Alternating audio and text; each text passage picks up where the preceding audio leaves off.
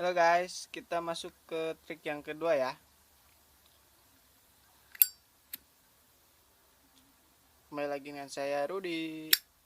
Sekarang saya akan share trik yang bernama Goofy Style. Jadi kita mulai dengan seperti ini. Saya kasih contoh dulu ya. Kita jepit, kita buka langsung.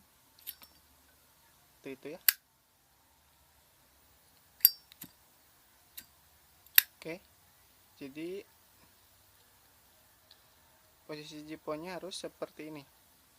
Kita ambil dengan 3 jari. Jari manis sama jari telunjuk itu disimpan di bawah, jari tengah di atas. Seperti ini. Kita buka.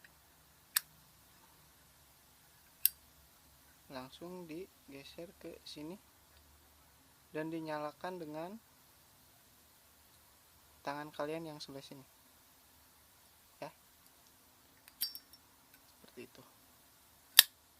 Sekali lagi, ambil, buka, langsung nyalakan. Oke. Terima kasih. Jangan lupa subscribe, like, sama komen kalau ada kekurangannya ya. Salam Jipo Indonesia.